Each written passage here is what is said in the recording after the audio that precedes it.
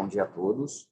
Meu nome é Luciano Eloy, eu trabalho aqui na divisão de zoonoses do Centro de Vigilância Epidemiológica do Estado e trabalho na parte de vigilância e acidentes por animais peçonhentos. Todo mundo me ouvindo bem? Certo. A gente está começando aqui o terceiro treinamento de uma série de 6 treinamentos que nós estamos fazendo agora em dezembro, para todo o Estado, em relação a fluxo de atendimento, diagnóstico e tratamento para escorpião. Tá? A gente já fez 2 na semana passada, essa semana serão mais 2, hoje é o terceiro, então, treinamento. Aqui hoje com a gente tem as regiões de Bauru, Araçatuba, Ribeirão Preto, Barretos e Franca. Tá? Doutora Palmira, bom dia. Se apresente para nós, por gentileza. Bom dia a todos.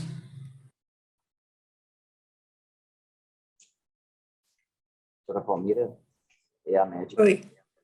É a médica que trabalha no Hospital das Clínicas de Ribeirão Preto e que vai falar para a gente especificamente sobre diagnóstico e tratamento. Certamente, a doutora Palmira é a pessoa mais gabaritada e capacitada para falar de acidente escorpiônico em crianças, acredito que no Brasil. Tá? Então, é um privilégio de vocês poder ouvi-la. Antes da doutora Palmira, eu vou apresentar para vocês a situação do acidente escorpiônico no estado de São Paulo, para vocês entenderem.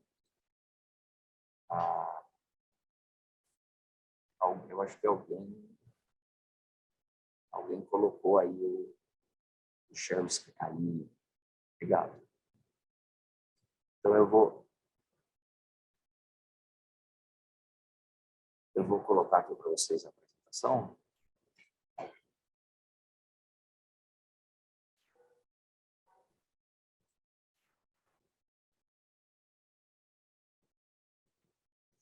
Bom, pessoal, então vamos lá.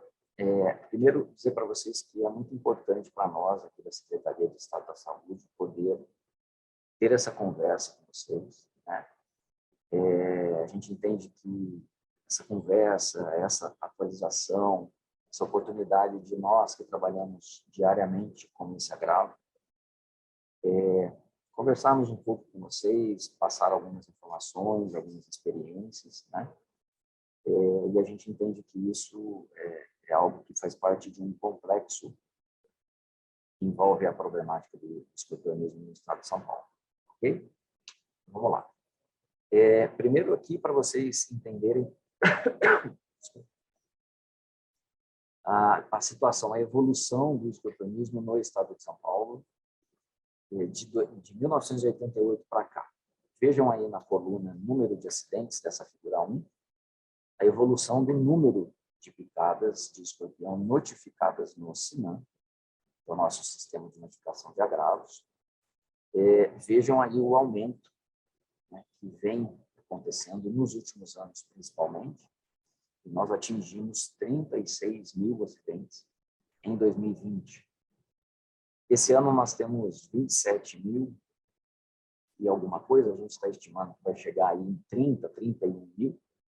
E, no entanto, essa queda ainda não é algo que está bem claro para nós, né?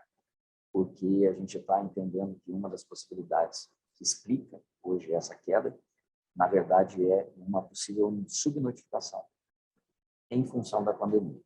Né? E vejam na coluna óbitos, que nós temos aí um aumento significativo a partir de 2015, né? E chegando em 2018 a 13 óbitos, que foi o momento em que a Secretaria de Estado da Saúde de São Paulo iniciou um trabalho mais intensivo de enfrentamento do problema. Verifiquem aqui, nesta outra tabela do lado, de número de acidentes, que todas as nossas regiões do estado têm acidente, embora algumas bem pouco, como, por exemplo, no litoral, né? E outras, como São José do Rio Preto e Araçatuba, a gente já tem aí mais de 3 mil, possivelmente a gente feche o ano com mais de 4 mil acidentes nessas regiões, ok? Aqui eu estou falando de número absoluto, tá? Bom, aqui graficamente mostrando para vocês isso, né?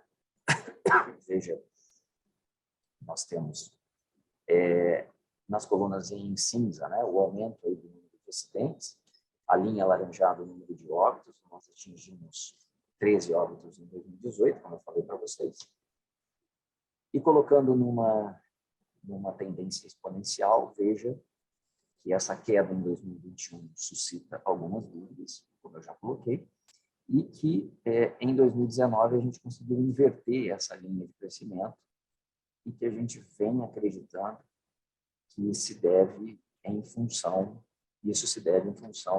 das medidas mais intensas que foram adotadas a partir de 2019. No entanto, a gente continua com um número alto de óbitos, né? Nós temos essa linha aí que a gente precisa superar. Nós estamos com 5 óbitos e provavelmente deve se confirmar um 6º óbito na cidade de Taubaté, uma criança de 1 ano e 4 meses, ainda está sendo investigado, mas provavelmente vai fechar acidente escorpiônico, né? Bom, o que é importante aqui, a primeira informação importante, para que vocês gravem, que nós temos um grupo de risco. Isso é fundamental de toda essa conversa que a gente está tendo aqui, entender a primeira informação, a mais importante nesse momento. A primeira informação importante, a gente tem um grupo de risco. Se a gente tira esse grupo de risco dessa conversa, a gente muda toda essa conversa. A gente tem um grupo de risco, que são as crianças que até 10 anos, aqui no estado de São Paulo, que são as crianças que vêm morrendo. Vejam aí na tabela, das 69 crianças de 2008 para cá, das 69 pessoas de 2008 para cá que morreram em função de picada de escorpião, 59 foram crianças deste grupo. Tá? Aqui, mais algumas informações para vocês considerarem. Veja essa distribuição por faixa etária, de 2015 para cá, a concentração dos óbitos nas faixas das crianças. Vejam que nós temos aí na faixa de 11 a 20, esses 3 óbitos aí nessa faixa também são crianças, tá? 2 de 11 anos, uma de 12 anos. Então, a gente vê nitidamente aqui que são as crianças que vêm indo a óbito no estado de São Paulo. Temos aí 5 adultos de 2015 para cá e 51 crianças que foram a óbito. Mais uma informação para vocês entenderem por que as crianças são um grupo de risco, né? Aqui a gente tem uma tabela que mostra o desenvolvimento a evolução clínica, né, dos pacientes em função das faixas etárias. Eu destaquei para vocês em azul, para vocês visualizarem as porcentagens dos adultos que evoluem para o quadro grave. Vejam que não chega a 1. E cabe ressaltar que os quadros leves, né, é a grande maioria esmagadora dos acidentes, né? Então, mais de 90% não evoluem os quadros de manifestações sistêmicas, né? Esse é um número importante também destacar, porque este número aqui é o número de acidentados que não vão receber soro ou que não devem receber soro, né? O soro antiescorpiônico ele só deve ser aplicado a partir da evolução clínica sistêmica, das manifestações sistêmicas. Agora, veja em vermelho as porcentagens das crianças que evoluem para o quadro clínico grave. A faixa etária de 1 a 4 anos, que é a faixa mais acometida, passa dos 10%. Essa mesma faixa, em quadro moderado, passa dos 20%. Então, veja nitidamente que a gente tem aí um grupo que sente mais a ação desse veneno no seu organismo. Bom, aqui eu trouxe um mapa para vocês visualizarem o coeficiente de incidência do acidente escorpiônico no estado. Então, não é número absoluto, tá? É o número total de acidentes dividido pela população dessas regiões. Veja que há um coeficiente, um gradiente, né, que vai do litoral para o extremo oeste, vai ficando mais escuro, ou seja, quanto mais escuro, maior o coeficiente de incidência. Maior é o número de acidentes pela população daquele local. Tá? Em contrapartida, veja os óbitos, a distribuição dos óbitos no estado de São Paulo. Veja que não há uma confluência com os óbitos e a situação epidemiológica. Né? Eu vou voltar aqui para vocês verem. Vejam Jales, lá em cima. Ó. Jales. Coeficiente de incidência 358. Jales não teve óbito. Veja lá, ó. Jales sem óbito. Ou seja, é um local que tem muito acidente e não tem óbito. Agora, veja a região da Grande São Paulo. A região baixa. Né? Vamos ver aí São Paulo, por exemplo, 1,53. São José dos Campos, 11,27. Campo da Rocha, 19,86. Veja a diferença desses números e, no entanto, vejam os óbitos. Ok? O que eu quero mostrar aqui para vocês? Eu quero mostrar para vocês que o óbito ele não está relacionado, a gente não consegue fazer uma relação direta de risco de óbito em relação à incidência do acidente. Então, em locais onde a gente tem, às vezes, pouco acidente, pode ser até pior, porque o sistema de saúde pode não estar devidamente sensibilizado, preparado para atender essa criança.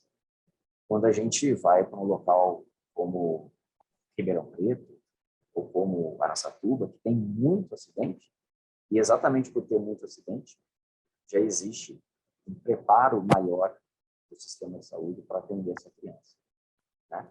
Não estou dizendo que isso é uma regra, estou dizendo que isso a gente pode entender que isso pode acontecer. Né? Então, o óbito está distribuído por todo o estado, né?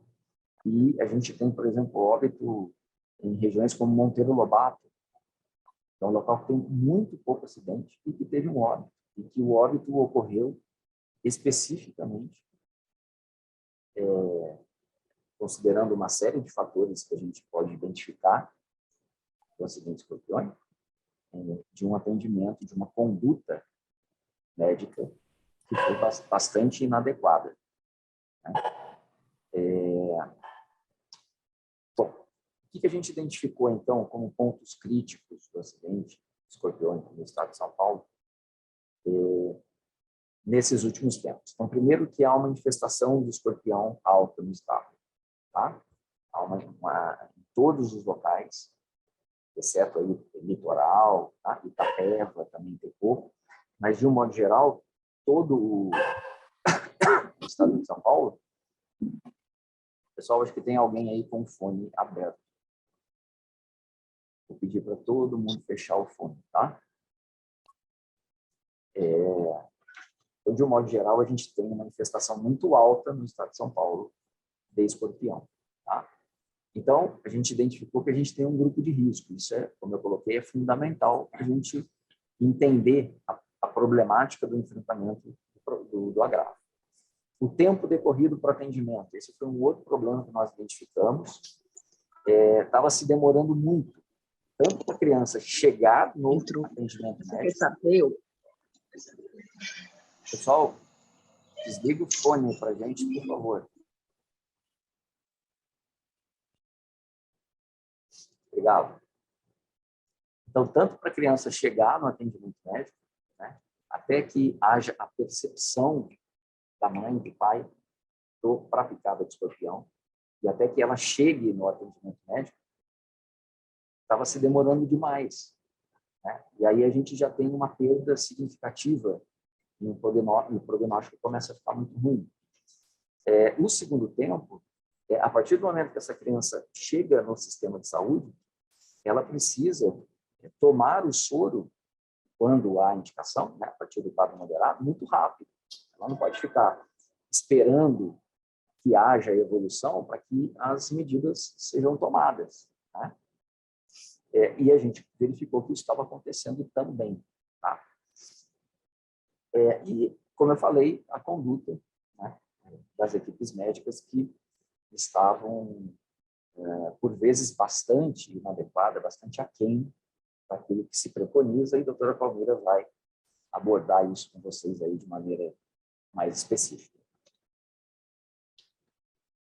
Bom, para a mitigação de todos esses riscos, né, esses pontos aí críticos dessa problemática, a infestação é trabalhar o manejo ambiental e o controle do escorpião, né? Isso é um trabalho bastante complexo, um trabalho que exige muito trabalho e resultados muito a longo prazo, porque o escorpião ele é um bicho que tem tudo a seu favor, né?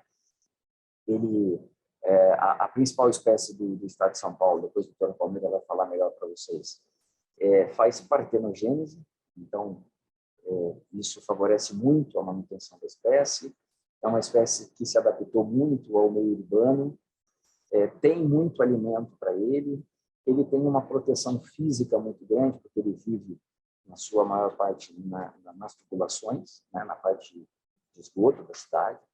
Então, ele tem tudo a seu favor e a gente tem que correr atrás disso. Então, é um trabalho muito complexo, que precisa ser feito diariamente, para que a gente possa, em longo prazo, obter resultados satisfatórios. Quando eu digo isso, eu estou dizendo assim, baixar de 30 mil, por exemplo, para 10 mil acidentes, já seria algo muito significativo, mas que a gente precisa de muito tempo para a gente conseguir isso. A gente não vai conseguir isso de uma hora para outra, né? Comunicação em saúde para a população, isso é um ponto fundamental que nós estamos trabalhando, que é exatamente fazer a população colaborar conosco nesse sentido. Quer dizer, se a população não ajudar, evitando entulhos, evitando os lixos, né, fazendo o manejo ambiental da sua casa, do seu quintal, a gente dificilmente vai ter êxito, né? Então, a gente precisa se comunicar adequadamente, assertivamente com a população, de maneira que ela faça o seu papel, né? A conduta médica é isso que nós estamos fazendo aqui com vocês agora, né? É uma conversa mais específica com vocês, para que a gente possa melhorar, digamos assim, dia a dia, essa atuação diante de uma vítima de escorpionismo, né? A gente sabe que esse é só mais um agravo de todos que vocês veem todos os dias, né? E que por isso é importante a gente estar sempre conversando aqui com vocês. Em relação ao primeiro tempo, que é aquele tempo da picada até a chegada no atendimento médico, a gente entende que a gente só tem uma via para trabalhar, que é a comunicação em saúde, né? Sensibilizar, como sensibilizar, e esse é um grande desafio, como fazer a população perceber a possibilidade do acidente escorpiônico, principalmente na criança, né? Porque é nesse momento que a gente consegue fazer com que ela entenda o risco e que saia correndo com essa criança para o atendimento médico, né? Que não fique perdendo tempo. A gente tem relatos assim, gente, de mães que falam, mas eu precisava dar um banho no meu filho primeiro para levar para o atendimento. Tem que dar banho, não tem que dar nada. Tem que sair correndo com essa criança o quanto antes para que ela chegue no atendimento médico e que posteriormente possa estar do lado do soro, caso seja necessário. Em relação ao segundo tempo, que é a chegada dessa criança no sistema de saúde, então é a reestruturação do sistema de saúde para que ele possa favorecer esse atendimento dessa criança, né? Então, o que a gente fez? A gente redefiniu os pontos estratégicos. O que é ponto estratégico? É o local que tem o soro anti-escorpião, ou o soro anti-aracnídeo. E a gente identificou áreas vulneráveis e aumentamos o número de pontos estratégicos no estado. e fizemos uma redefinição do fluxo estratégico, quer dizer, o fluxo de atendimento, principalmente do grupo de risco. Ponto estratégico. O que é o ponto estratégico? O ponto estratégico é uma unidade de saúde, que obrigatoriamente tem que ser do SUS, e que tem aí a validação para que abriguem esse soro antiveneno e que, naturalmente, preencham esses requisitos, aí, esses critérios, né? Precisa atender o escorpionismo de maneira de forma de porta aberta, precisa ter um atendimento 24 horas, com ambulância, equipe médica 24 horas, equipe preparada para manuseio, conservação desse imunobiológico, um local apropriado para manter esse imunobiológico. Então, percebam que não é todo município que tem uma estrutura como essa. Então, não é todo município que tem um ponto estratégico, né? Dessa forma, como não é todo município que tem, a primeira coisa que a gente teve que fazer é organizar dentro dos níveis de assistência do sistema, para que cada município fique referenciado para somente um ponto estratégico. Não pode ter dois? Não, não pode ter dois. Por que não pode ter dois? Porque a gente está falando de um agravo que é tempo dependente. O agravo no grupo de risco. O adulto, ele aceita aí um tempinho mais, mas também tem que ser atendido rápido. Agora, como é um agravo tempo dependente, tudo que tiver no meio desse caminho e que possa significar demora no atendimento, demora na chegada da criança até a unidade que ela precisa chegar, a gente tem que eliminar, né?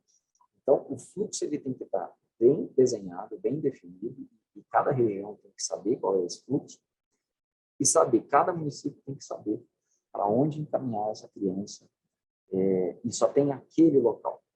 Não tem que, eu mando para o A ou para o B. Deixa eu ver, deixa eu ligar lá para eu ver. Deixa eu ligar aqui para eu ver. Não, esse ligar aqui, ligar lá e ver o que vai fazer, são 5, 10 minutos que são preciosos dentro do tempo que a gente tem para atender essa criança.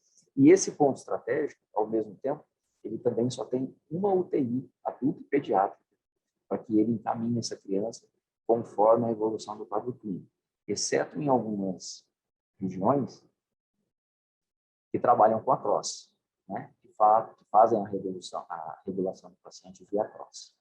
Mas a gente está falando aí de poucas regiões, ok? Bom, e esse tempo, né? Esse tempo de atendimento. Não existe um tempo definido na literatura, né? Nós utilizamos, por meio da análise dos relatórios de óbito, e em conjunto com um grupo de médicos que nos ajudam, que nos assessoram, né? Nós definimos como 1h30 para que o sistema entenda que em 1h30 essa criança tem que ter tomado soro, 1h30 a partir da picada. Mas 1h30 é máximo, é o teto, é o limite. A gente tem que entender que tem que ser o quanto antes, tem que ser o mais rápido possível. Nicolau, aí não... E aí, o que a gente fez? A gente definiu esse tempo em 2 tempos. Lembram que eu tenho o primeiro tempo e o segundo tempo. No primeiro tempo, que é da picada à chegada do atendimento, a gente foi identificando esses tempos, os óbitos, e fomos baixando esse tempo, baixando, chegando em 40 minutos. O que é 40 minutos? 40 minutos é o tempo que a gente precisa estimar e precisa conseguir dentro da nossa comunicação com a população, que no máximo da picada, da percepção da picada pela família, que essa criança chegue no máximo 40 minutos até o sistema de saúde. E a partir do momento que ela entrou no sistema de saúde, ela tem 50 minutos do sistema de saúde colocar essa criança junto do soro para que ela tome o soro. Pode ser que ela não precise tomar o soro, mas o que a gente quer é que essa criança fique do lado do soro, caso ela precise tomar o soro. Essa é uma informação importantíssima. E a gente vem conseguindo verificar que o sistema está funcionando dessa forma e vem trazendo informações importantes para que a gente acredite que esse funcionamento é um funcionamento que favorece a perspectiva favorável desse desfecho. Tá? Outra informação importante para vocês. Esse grupo de risco, ele tem que ter uma história compatível de picada de escorpião. Né?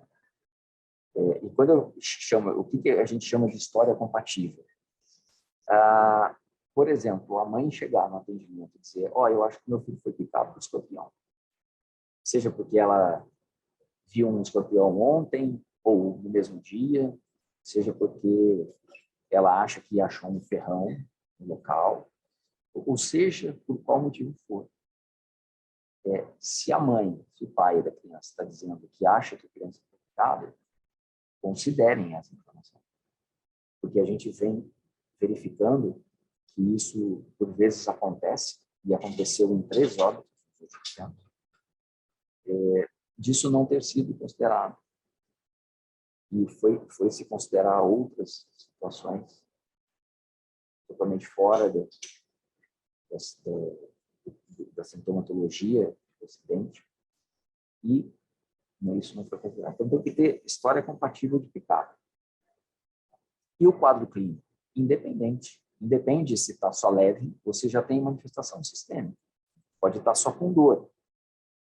Dentro das primeiras 6 horas, e aí essas 6 horas, o doutor Palmeira depois vai comentar melhor, é um tempo que nós definimos aqui no estado, mas que cada equipe médica tem uma conduta, né?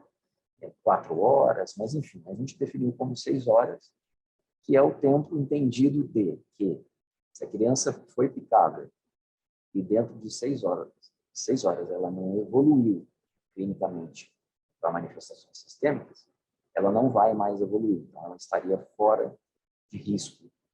Né? Ela vai continuar com a dor, você faz o tratamento da dor, como o doutor Palmeira vai explicar, mas ela não tem risco de ir a óbito.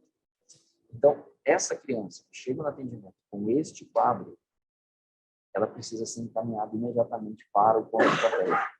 A gente precisa disso. Por quê? Porque ela precisa estar do lado do soro. Não é ficar esperando essa criança evoluir para depois resolver o que vai fazer. Depois ligar para onde tem que ligar. Para depois colocar na regulação para ser regulado. Volto a dizer, a gente está falando de um agravo que é tempo dependente.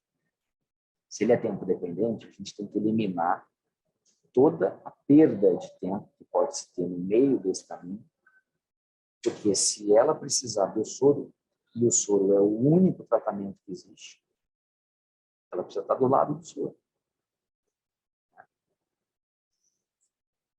Por vezes, e aí a doutora Palmeira também vai conversar com vocês sobre isso, essa criança já chega no sistema num quadro grave. E aí ela precisa não só do soro, mas como de uma UTI. Porque não adianta só aplicar o soro, ela precisa dos cuidados de UTI, senão ela vai morrer. Né? E aí o sistema, como a gente não tem no estado o número de UTI em que a gente possa colocar todos os pontos estratégicos em uma UTI pediátrica, a gente não consegue fazer isso. A gente tem regiões em que uma unidade de saúde está a mais de 3 horas de uma UTI pediátrica. Então, a gente não consegue fazer esse desenho. Então, o sistema local, ele precisa fazer suas conformações para que essa criança, ao mesmo tempo em que ela está sendo encaminhada para a UTI, ela também já está sendo providenciado o envio do soro, né, até ela, para que ela possa receber o soro dentro do tempo hábil e, ao mesmo tempo, chegar o mais rápido possível na UTI.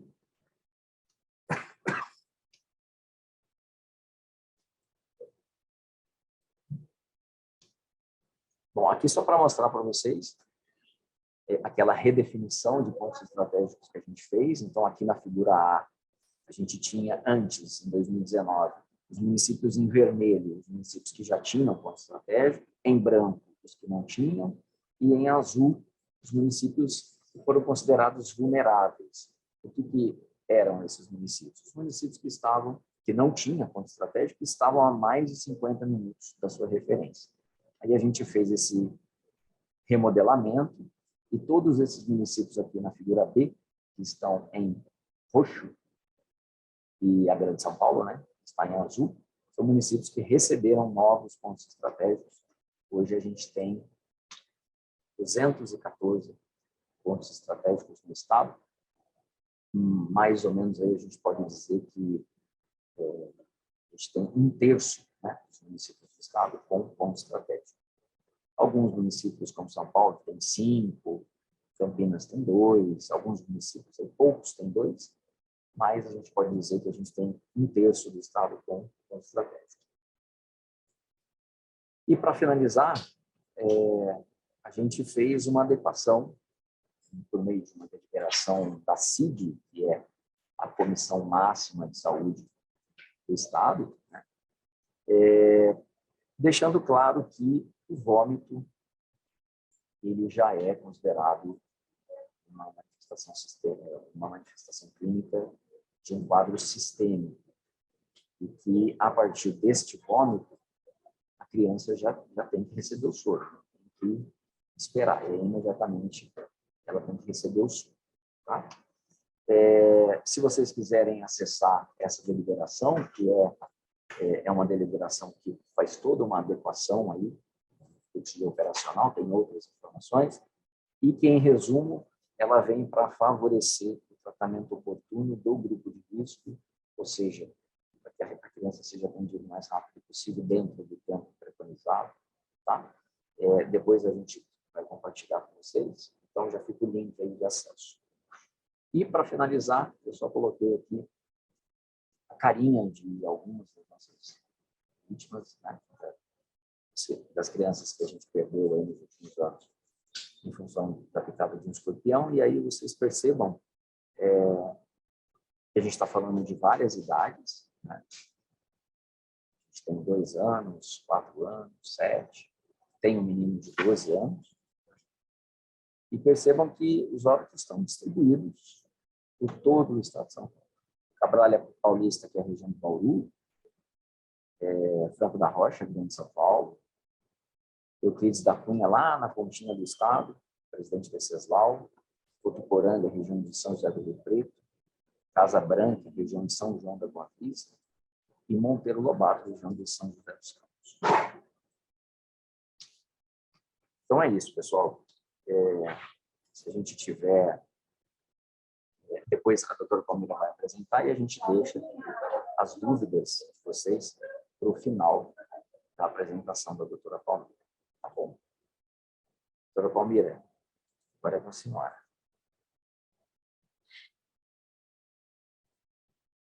Vou tirar a minha aqui.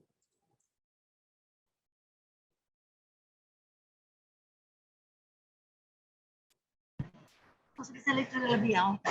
Bom dia. Obrigada.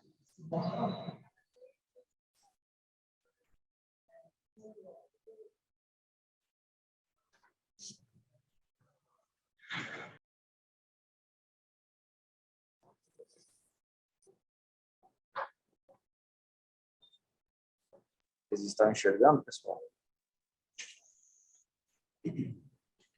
Sim. Joia. Doutora Palmira, abre o seu... Posso começar? Pode começar. Fique à vontade. Então, bom dia a todos e a todas. Então, eu vou passar para vocês algumas coisas do que a gente tem aprendido com o escorpionismo. Toda vez a gente aprende um pouco mais, porque cada caso é um caso assim bem diferente às vezes, né? Próximo. Então, aqui para mostrar para vocês os escorpiões de interesse médico no Brasil, né? Então, aqui é o Titus cerulatus, que é o escorpião mais importante, que causa mais mortes, né? E que predomina no nosso estado. Aqui tem o Titus baiensis, que eu não sei se ainda, de alguns locais devem ainda ter esse escorpião. No começo, lá mais para trás, a gente também tinha bastante desses aí, o Titus baiensis, que também é um escorpião venenoso, mas que ele produz menos mortes, né, menos morbidade aí. Esse Outro escorpião é um escorpião lá do norte, e ele é muito parecido com o nosso, né, do Pernambuco. Ele é muito parecido com o nosso, as manifestações clínicas, tudo. Próximo.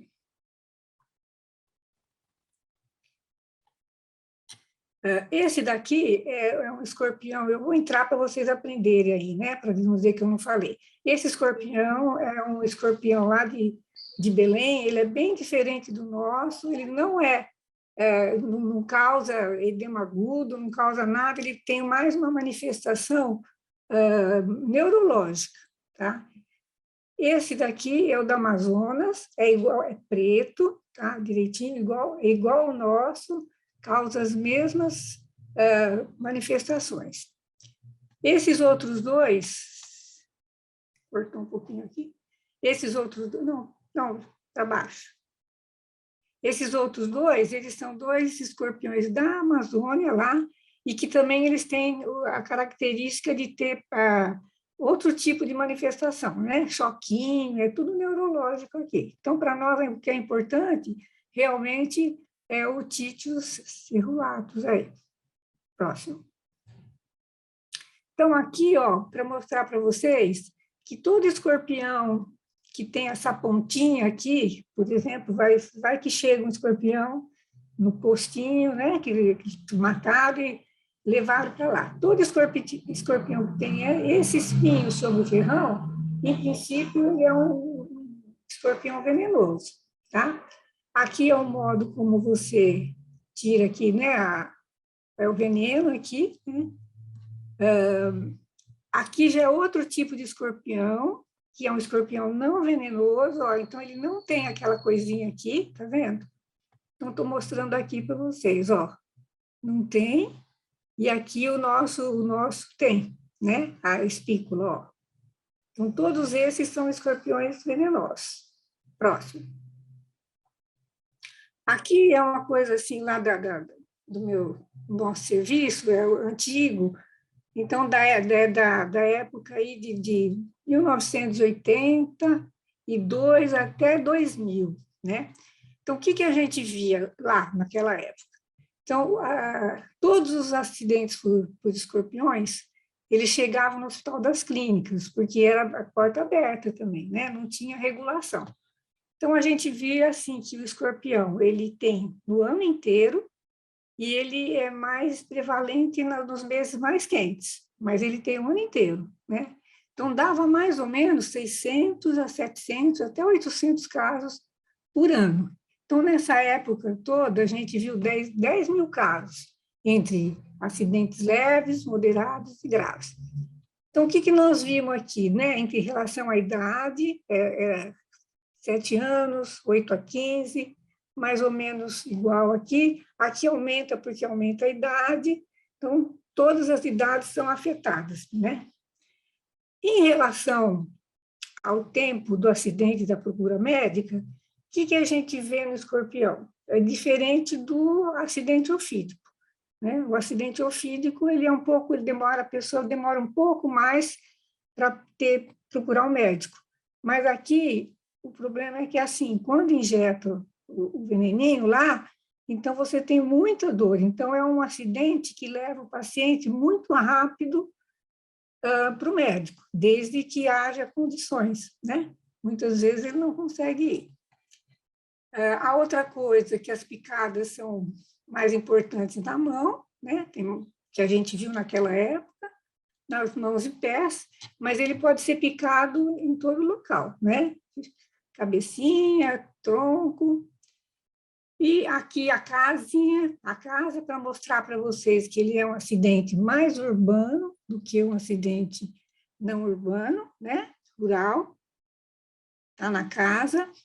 E está aqui tudo que não se deve ter num terreno, num baldio, numa casa, porque isso aí ajuda a amontoar os escorpiões. E mostrando aqui a galinhinha, que ela é assim, uma ajuda, né? Porque durante o escorpião ele tem hábito noturno. Então, durante o dia, a galinha pode ciscar ele e comer, porque para a galinha, ele não faz mal, tá? Pronto. Aqui, então, o que a gente viu assim, ó, quando começou... Então, aqui nessa época, a gente tinha o escorpião amarelo, que era o Titus cerulatus, e esse azulzinho era todo... a gente tinha também o Titus baiensis, que não fazia mal, né? Mas, o que aconteceu? Aqui aconteceu a regulação médica no hospital. Então, como foi? Caiu muito, né, o número de acidentes, porque eles não vinham mais para nós, tá? Então, o que vinha está sendo mais ou menos nessa quantidade aqui. E o baiensis, ele sumiu. Eu praticamente não tenho visto mais nenhum. Aqui só para mostrar, então, aquilo que o Luciano falou, que esse escorpião, tanto esse quanto aqueles sigmuros, eles são paternogenéticos. Eles dão 3 crias durante o ano, 20, 30 cada vez, então eles nunca vão acabar, porque sempre vai sobrar um, e eles são os animais mais antigos do mundo aí, né? Então, nós não temos jeito, porque não tem o que mata, né? Não tem nada que faz, a gente tem que tomar cuidado mesmo. Pronto. Bom, então vamos ver o que a toxina do escorpião faz. Então, ela desencadeia efeitos complexos nos canais de sódio, produzindo despolarização das terminações nervosas pós-ganglionares do sistema nervoso, do simpático, parasimpático e da medula adrenal, causando liberação imediata, né, de neurotransmissores, principalmente de acetilcolina e adrenalina. A liberação desses mediadores é o ponto de partida para a cadeia de eventos que constituem envenenamento, desencadeando manifestações clínicas em vários sistemas do organismo, que, dependendo da intensidade, podem levar ao choque cardiogênico, edema pulmonar e óbito dos pacientes, principalmente as crianças. Então, tudo isso vai depender da quantidade de veneno que é injetado. Por exemplo, no caso leve, ele não injeta muito veneno, né? Mas, de todo jeito, tem um pouquinho lá. Então, é um caso mais... O caso que ele injeta mais um pouco pode ser moderado ou pode ser grave aí, né, e evoluir. Pronto.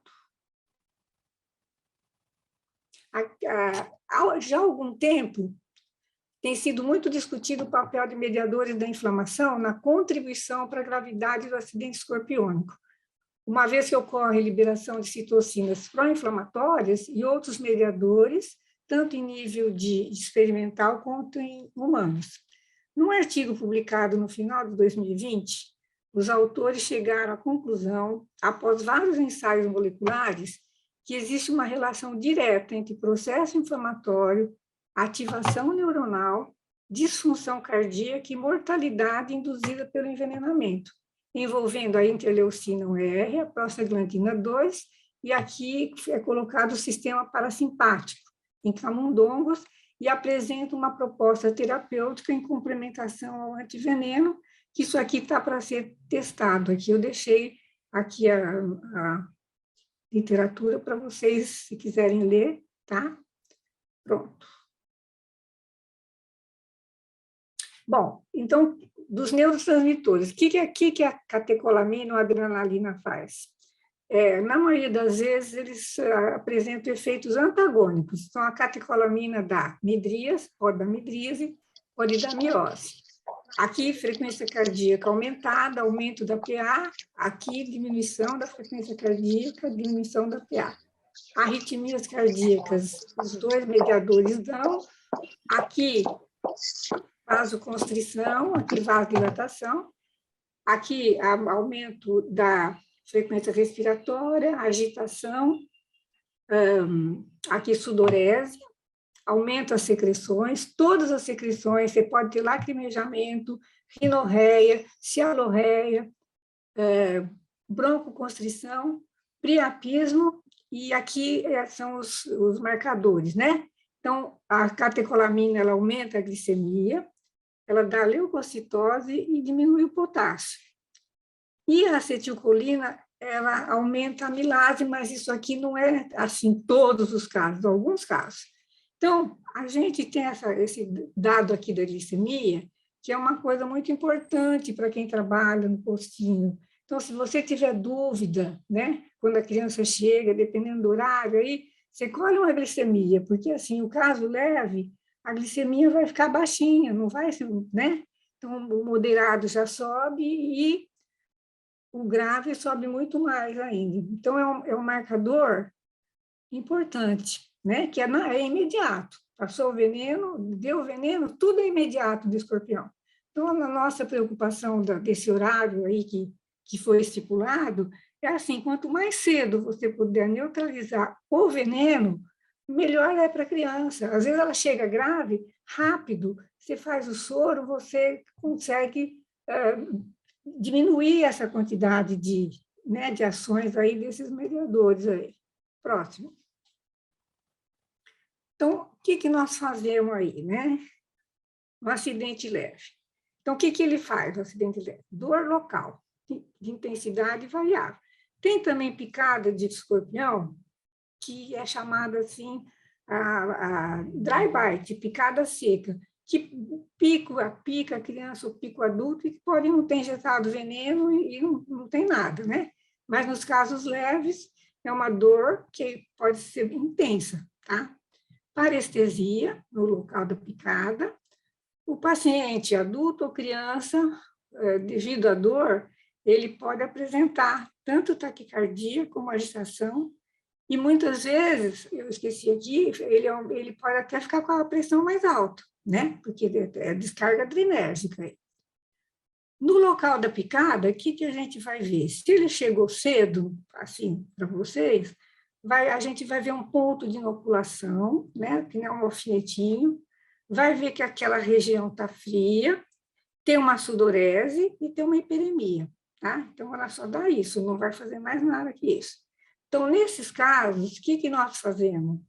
A gente faz alívio da dor, né, com analgésicos ou anestésicos locais. O pessoal do Butantan usa água morna. Eu nunca usei, né?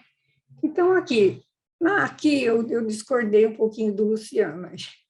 A observação clínica, quando a gente começou a trabalhar com escorpião, lá na década de 80, o que a gente fazia? A gente deixava o paciente 12 horas lá, o coitadinho ficava 12 horas lá, para a gente ver se ia acontecer alguma coisa. Depois, ao longo do tempo, a gente foi diminuindo o horário, porque a gente viu assim que o caso leve, ele não evolui para caso moderado. Na maioria das vezes, ele não evolui. Mas, em todo caso, fica aí pode até ser 6 horas, né? A gente mudou isso fazia pouco tempo, tá? Próximo.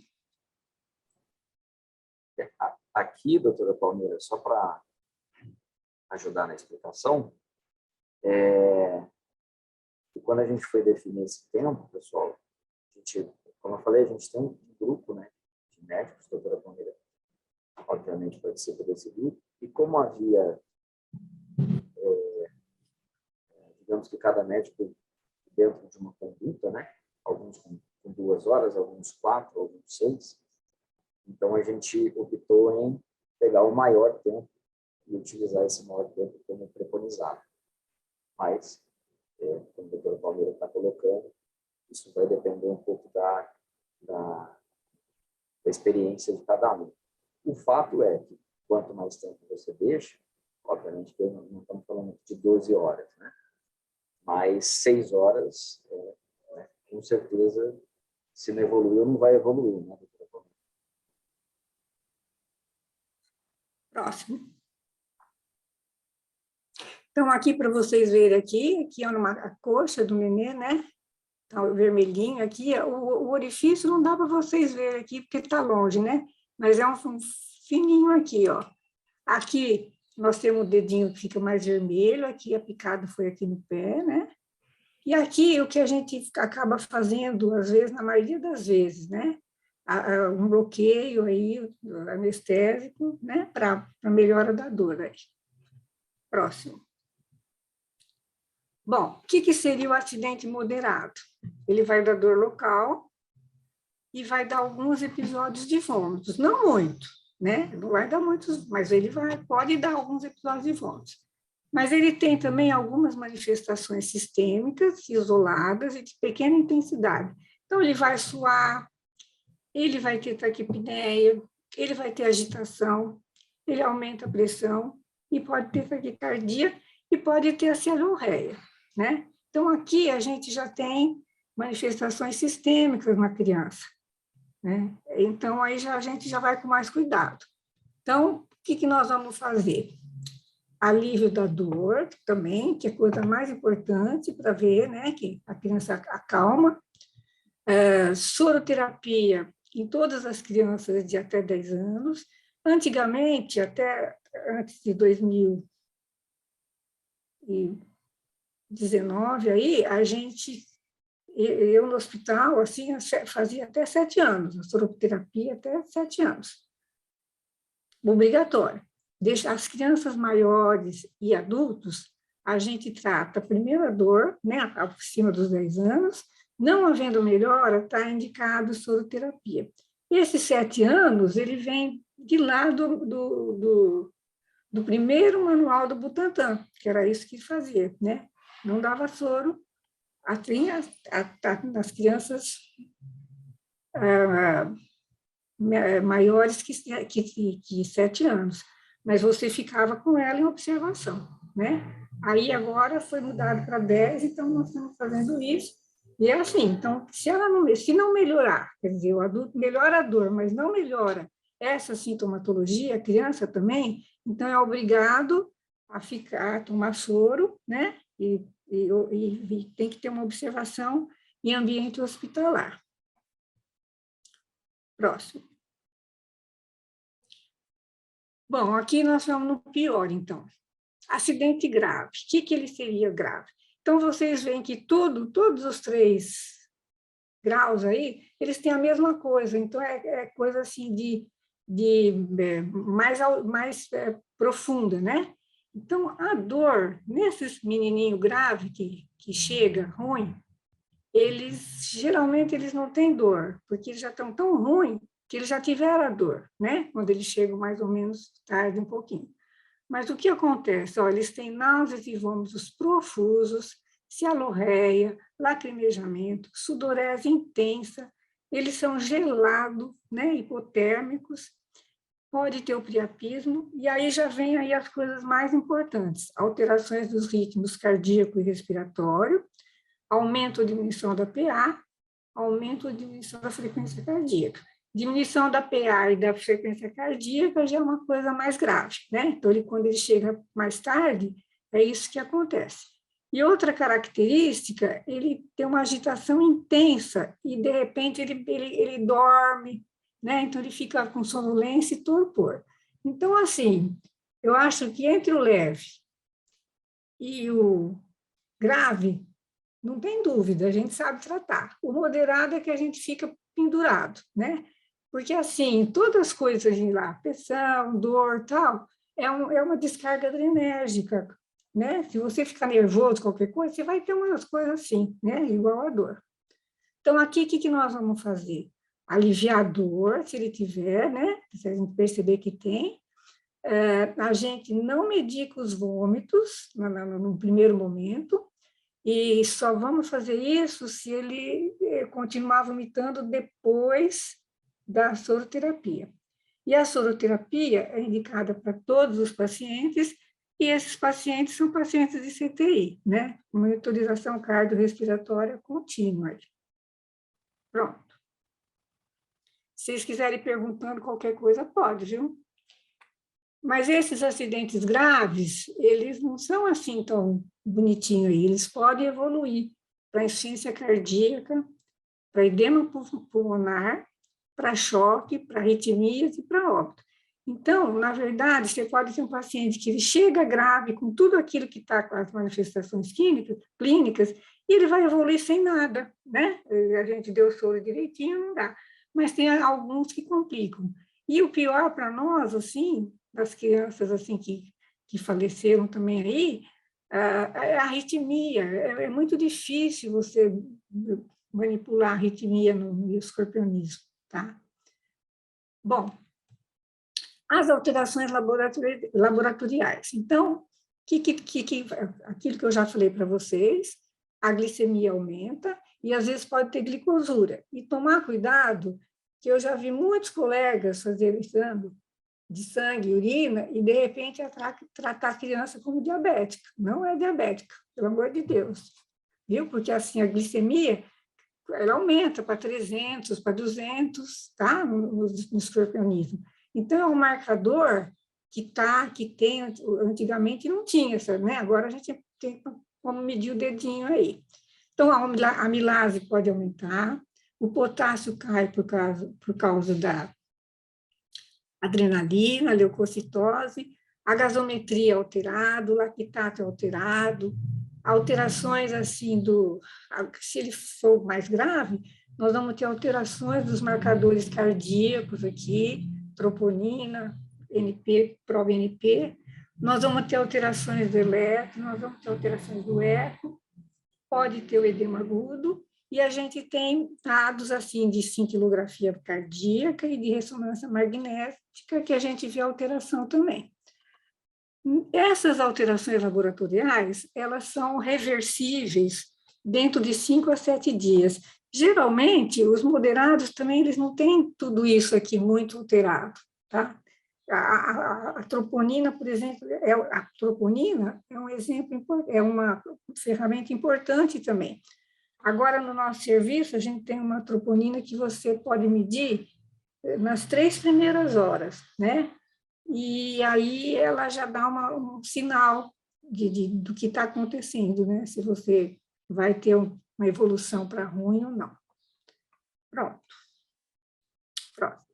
Então, aqui para mostrar para vocês os edema agudo, que eles são variáveis, né? Você tem um edema agudo que é mais de um lado, tem um edema agudo que é bilateral e mais pegando aqui as partes de cima, e tem também o edema agudo, que é um edema agudo assimétrico, né? Unilateral. Então, essa criancinha aqui, faz tempo, ela é uma criancinha com HIV que apareceu lá, e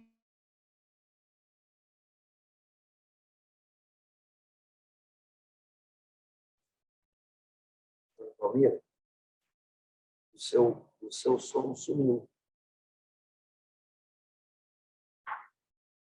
Palmeira?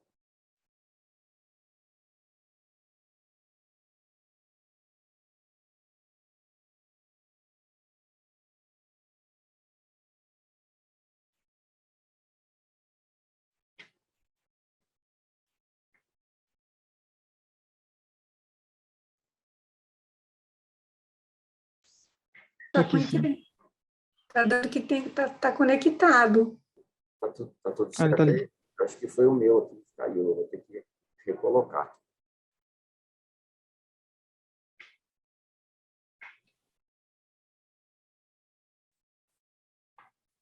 Vocês me ouvem? Sim, eu ouço.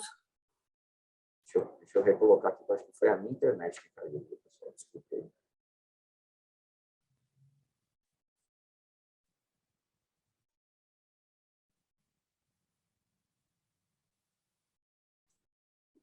Vocês estão enxergando aí? Hã? Estão vendo a apresentação? Sim. Vamos lá, então. Não estava assim, né? Tava. Isso, continua. Vai dar? Próximo. Então, aqui, ó, o paciente 7 horas após o soro. Não, acho que tinha um antes. Bom, acho que eu pulei, mas, ó, não, acho que eu pulei e foi para trás. Então, vocês se guardam essa figurinha, ó. Então, vamos ver essa aqui. Então, essa aqui, acho que foi lá para baixo. Essa aqui é a evolução, mas vamos pular essa daqui, Luciano. Pode deixar. Mas é um eletro alterado, né? 7 horas após o soro. Ó, então, esse aqui é um pacientinho que chegou desse jeito. Então, você fala com os adultos, eles já querem tratar como um infarto isso daí, pelo amor de Deus, tudo alterado, né? Alteração de todas as derivações aí, né? O menininho que foi no carnaval, que ele chegou de noite, mas graças a Deus ele evoluiu mal, mas ele não saiu. Próximo. Aqui, ó, 36 horas depois do acidente, o molequinho fez uma arritmia. Eu fiz eles fazer o eletro não sei quantas vezes, que eu falava, tá errado, tá errado, tá errado, porque o menino não estava tão ruim, mas acabou indo para a CTI, mas 36 horas. Então, a gente tem que tomar cuidado com esses escorpiões mesmo. Pronto, próximo. Aqui é o eletro também parecido com o de cima, de uma senhora adulta, que ela foi picada voltando do trabalho de noite, perto do bueiro. Ela não viu o escorpião, mas ela teve tudo de escorpião. Então, os colegas, ela foi em outra cidade, que é perto de Ribeirão, eles corrigiram isso daqui e mandaram para nós, e ela teve tudo que a criança tem, edema agudo, tudo, né? Mas ficou bem também. No adulto, eu sempre me pergunto, de morte, eu não vejo morte, né? E casos graves também a gente vê muito pouco, mas tem. Próximo. Então, esse aqui é o eletro daquela primeira paciente, acho que eu pulei aqui, ó, tudo alterado. Então, isso aqui já indica que é um paciente grave. Tá tudo, ó, você não vê com nada, nada com nada, né? Extrasístole. Então, o eletro, o que ele pode dar? Arritmia, taquicardia sinusal, infra e supradesnivelamento.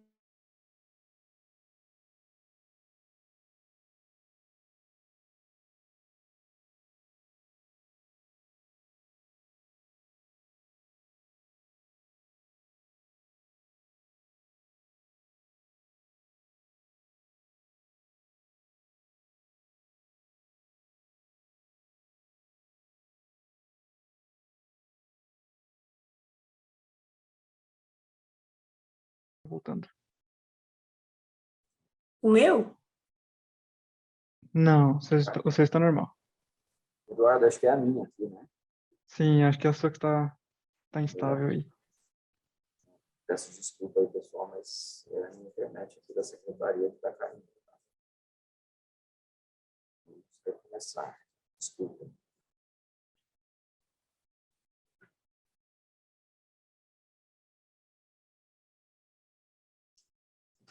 Desculpe, doutora Palmeira, prossiga, por favor. Esse aqui, né? Então, próximo. A senhora quer que volte naquele primeiro? Complementação desse? Não? Não. Não. Não. Bom, então, a gente, até lá, era o conhecimento que a gente tinha até o eletro, né? E o eco lá, né? Então, o que a gente quis fazer? Então, nós queríamos saber o que realmente acontece dentro do coração, né? A gente tinha alteração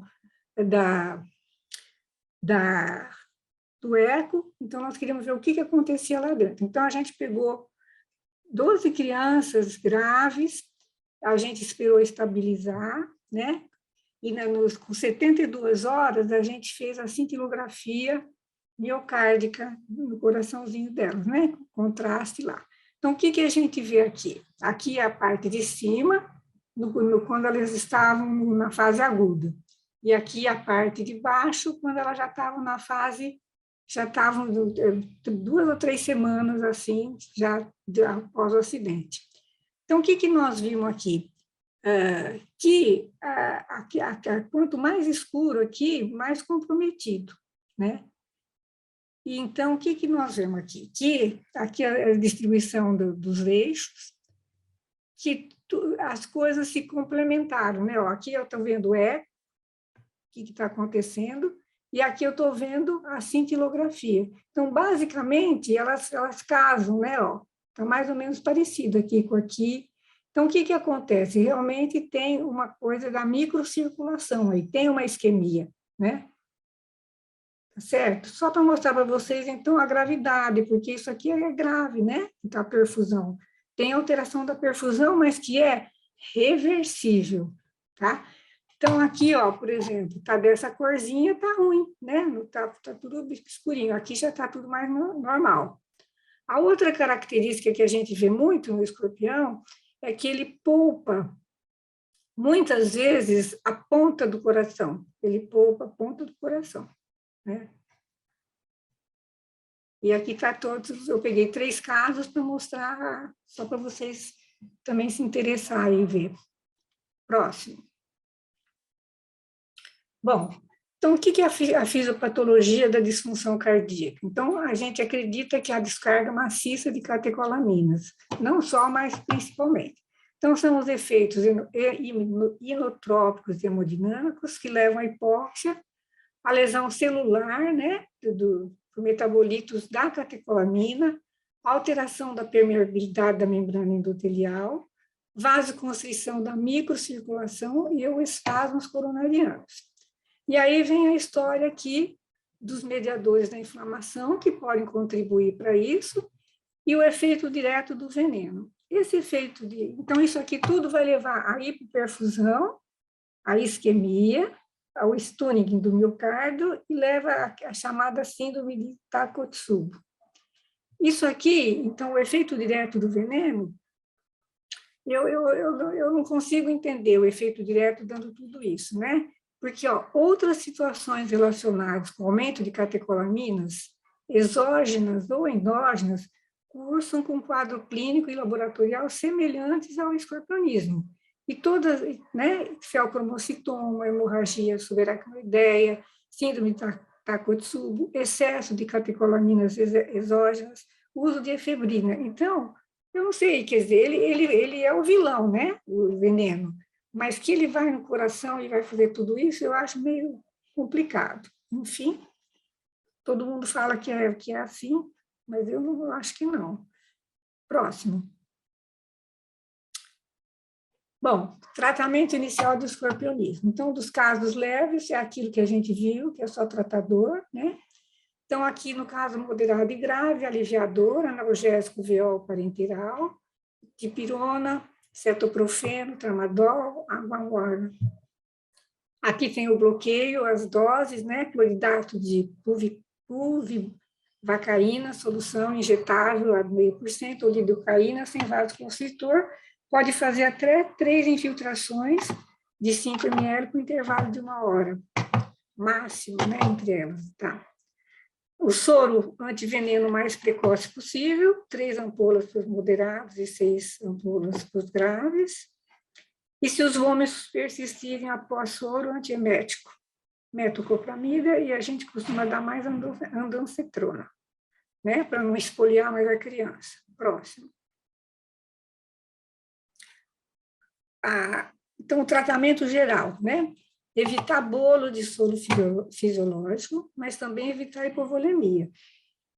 Aí, a criança com escorpionismo, ela é muito feinha, tadinha, quando ela chega, ela parece uma desidratada, então, mas tomar cuidado que não pode infundir muito volume. Então, a expansão de volume deve ser feita apenas se houver sinal de choque. 5 ml de soro fisiológico em 30 minutos. Hipopotassemia, hiperglicemia e distúrbios ácidos básicos normalizam-se nas primeiras horas após o soro e geralmente não necessitam de correção. Deve-se colocar soro de manutenção mais restrito e, se necessário, pode-se aumentar a concentração de potássio, evitando, porém, a correção muito rápida. Manter o paciente em jejum por algumas horas até a definição do quadro. Então, isso aqui é uma coisa assim que lá no meu hospital eu sofro. Eles acham que não precisa passar soro. Tem que passar soro um pouquinho, mas tem que passar depois que ele está, né, que tomou o soro de antiveneno. A hipertensão também geralmente se normaliza após o soro. Se mantida, a gente pode usar bloqueador do canal de sódio, que a gente nunca fez isso. E o paciente tem que ficar com monitorização contínua, eletrocardiograma e repetição de todas as dosagens laboratoriais, assim, de tempos em tempos. Próximo. Então, no nosso serviço, como que a gente faz para os casos mais graves aí, né? Insuficiência cardíaca e choque cardiogênico.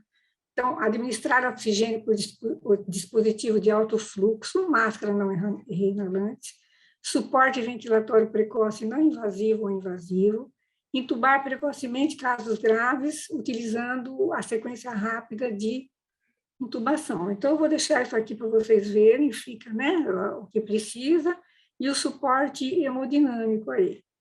Quando o paciente tem pressão arterial normal, a gente usa a dobutamina, de 5 a 15 microgramas por quilo por minuto, ou a milrinona. Quando a pressão é baixa, seria a epinefrina e a dopamina. Isso aí vocês não vão guardar, então fica para o suporte de vocês aí, né? O que a gente faz na nossa enfermaria, na maioria das vezes. Próximo. A outra coisa importante é não administrar diurético a pacientes com instabilidade hemodinâmica e ou sinais de choque. O uso de diurético é indicado em pacientes com edema pulmonar ou congestão venosa sistêmica, mas deve ser, se você só vai administrar após a restauração da perfusão sistêmica e a normalização da pressão arterial, porque senão piora tudo, né? Então, esses casos aí, eles têm que ser tratados na unidade de terapia intensiva. A gente lá no hospital também está sofrendo com isso, porque diminuíram os leitos, né, por causa da pandemia, das coisas aí, está muito difícil, mas de vez em quando fica lá na emergência, que tem que ficar a gente 24 horas em cima, tá? Próximo. Então, o tratamento específico é o soro antiescorpiônico, ou soro antiaracnídico na mesma dose, né? O soro antiaracnídico contém aí o anticorpo aí contra o escorpião. A dose é igual para criança e adulto. Proporcionalmente, as crianças recebem mais soro, mais veneno do que os adultos, né? Então, porque, na verdade, eles são menores, né? E o escorpião não vai falar assim, a criança, eu vou só picar um pouquinho. Não, ele pica do jeito que ele como dá na cabecinha dele lá. Bom, nos casos moderados, o soro antiveneno deve ser feito em todas as crianças até 10 anos. Nas crianças maiores, aquilo que eu falei já, e nos adultos, pode-se medicar a dor e deixar os pacientes em observação durante mais ou menos 30 minutos. Se a dor melhorar, porém houver manutenção dos sinais sistêmicos, esses pacientes devem também receber soro. Já nos casos graves, o soro antiveneno está indicado em todos os pacientes o mais rápido possível. Eu coloquei essa nota aqui, porque a gente fazia o soro até 7 anos, né? Para falar que mudou. Obrigatoriamente, né? Próximo. Bom, como que a gente vai saber se um paciente com escorpionismo grave vai evoluir para insuficiência cardíaca ou edema pulmonar quando ele já não chega assim? Com o advento aí da terapia intensiva, as coisas pioraram um pouco, porque o pessoal acha que tudo você tem que expandir, né? Então, a gente, às vezes, tem mais edema agudo do que seria o esperado, porque a pessoa não sabe que não pode dar, né? Muito líquido. Então, é aquele paciente que, após o soro, melhora de toda a sintomatologia geral. O que era ser? Ele para de suar, ele para de vomitar, ele pode ficar com dor, né? Mas pode evoluir nas primeiras horas com o aumento da frequência, ele até melhora da frequência cardíaca um pouquinho, mas depois começa a subir a frequência cardíaca e a frequência respiratória. Então, isso é sinal de que comprometeu realmente o coração. Progressivamente, com ou sem dependência do O2. Por isso, o paciente tem necessidade de monitorização contínua nas primeiras 24 horas, mesmo aquele que recebeu o soro em tempo hábil. Esse paciente, com certeza, vai apresentar alterações laboratoriais em relação às enzimas cardíacas, em relação ao eletro, em relação ao eco. Próximo. Em relação ao eco, as alterações podem ser mínimas, né, quando ele chega assim, com fração de ejeção próxima ao limite inferior da normalidade, e alterações na mobilidade apenas de alguns segmentos do septo intraventricular, que é o primeiro local que é acometido e é o último que melhora, ou mais severas, com graus variados de diminuição da frequência da taxa de filtração aí, da fração de ejeção, e mesmo apresentando até hipocinesia difusa, pode pegar o coração total, né? Ou pode pegar segmentos ou o coração inteiro. Ou o paciente pode evoluir para uma maior gravidade, insuficiência cardíaca com ou sem edema pulmonar, associados ou não a choque cardiogênico. Também cuidados de CTI. Próximo. Bom, o que eu deixo de coisa para vocês aí, né? Aos colegas do atendimento inicial às vítimas do escorpionismo extra-hospitalar. Então, é de extrema importância o reconhecimento da gravidade do envenenamento pelos profissionais que prestam o primeiro atendimento ao paciente, principalmente se ele chega logo após o acidente. Eu já vi médicos, assim, né, no bom sentido, vou falar, que a criança chega, o adulto chega, ele está com dor, ele trata a dor e manda embora, chega em casa, a criança está vomitando, ela tem que voltar, e aí ela não tem como voltar, e é assim. Então, ele tem que ficar em algum lugar para ser observado, né? Então, aqui eu pus medicar a dor, você só vai liberar o moleque quando você tiver certeza que ele está bem. A gravidade do envenenamento geralmente se manifesta dentro das 2 primeiras horas do acidente, inclusive a agressão cardíaca, que é quase imediata. Ou seja, o paciente grave já começa grave, iniciando com inúmeros episódios de vômitos e evoluindo rapidamente com as manifestações sistêmicas. Próximo. Nos casos graves, muito cuidado com expansões salinas. A criança parece estar muito desidratada. Cuidado com o uso de medicações, entre elas os antieméticos. Deve-se medicar a dor, avaliar a oximetria de pulso, se necessário, instalar um acesso venoso, sendo a prioridade absoluta a rapidez no encaminhamento para hospitais que possuem soro antiveneno. Isso aqui é um texto de 1938, lá de Minas Gerais, né? Dos autores que mexiam com isso. Ora, nunca se pode saber, em qualquer fase da intoxicação acidental, qual foi a dose de veneno inoculada. Não se pode, por isso, prever se o seu desfecho será ou não fatal. Então, a gente tem que ficar, assim, com todos os olhos em cima da criança, né? Não deixar passar nada nas primeiras horas aí. Próximo.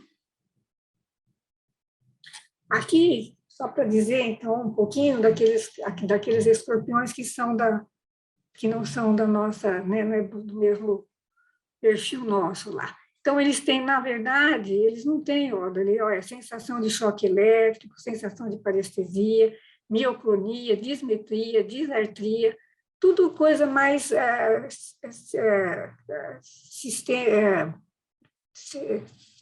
de neuro mesmo, né? Pouca coisa de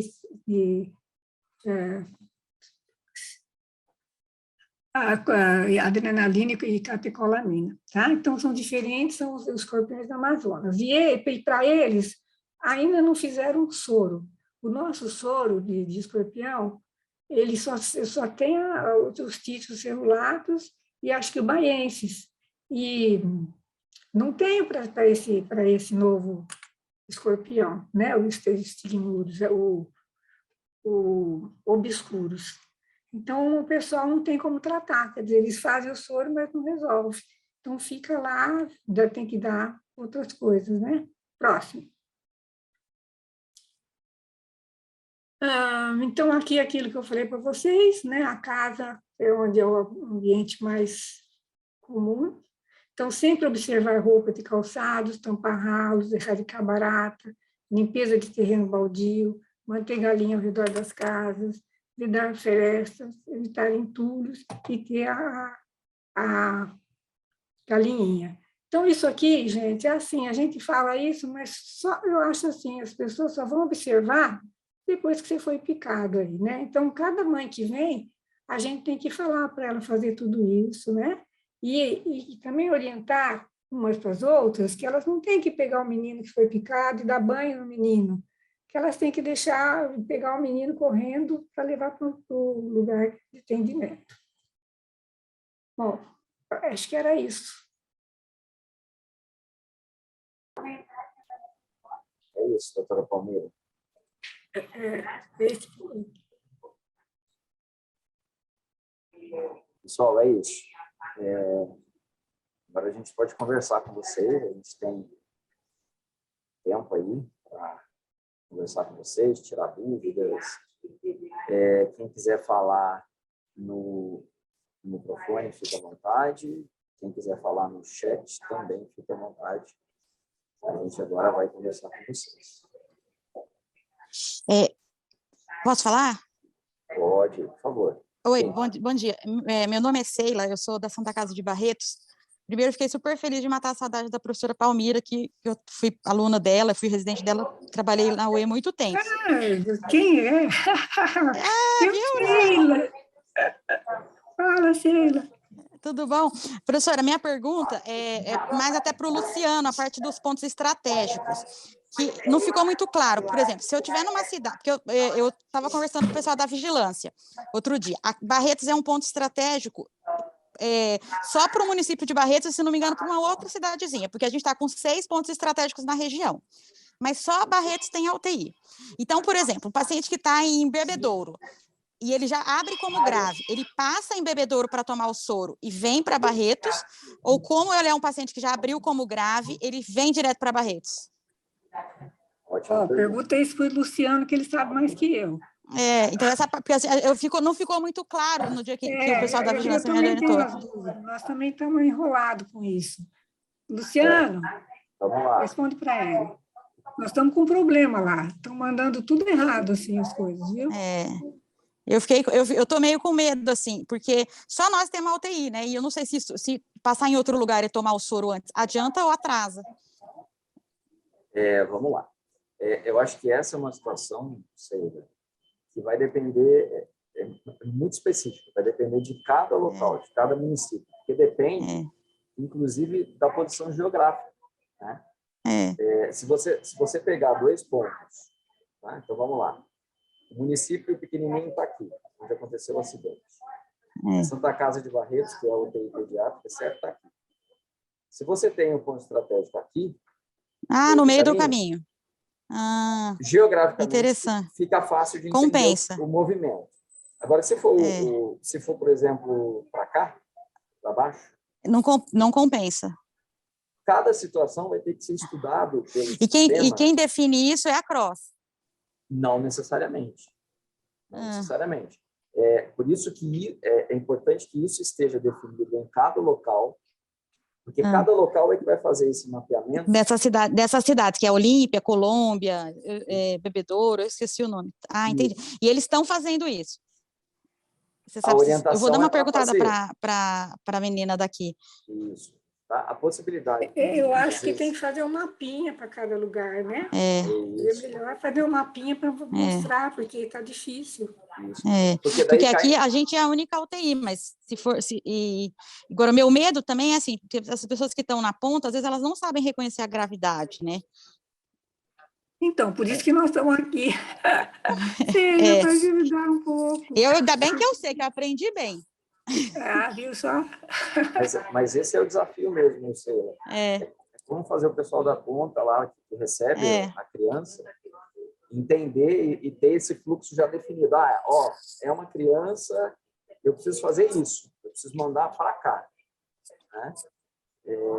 Vou dar um exemplo para você. Teve uma criança que foi a óbito, no município aqui da Grande São Paulo, e que o sistema ele estava absolutamente sem saber o que fazer ainda. Foi mais ou menos ali no momento que a gente estava estruturando. E a criança, ela foi para a UTI, e a UTI não tinha o soro. A UTI não é um ponto estratégico. Né? Então, ela foi para a UTI, e só depois que ela chegou na UTI é que a UTI foi pedir para o ponto estratégico o soro. Então, perceba como isso... É pior ainda, algo pior que tá ainda. Desorganizado. Isso precisa já estar funcionando sincronicamente. Né? Então, se a criança vai sair daqui, vai chegar na UTI, o soro está aqui, então faz a coisa simultânea. Os dois vão juntos. Então, isso é algo que é muito específico, depende geograficamente da porque posição. a gente é o ponto e tem a UTI, mas tem, os outros pontos não têm UTI. Não. Aí vai cair nisso, quer dizer, se tiver, qual é quanto que você estima assim o município mais distante de Barretos?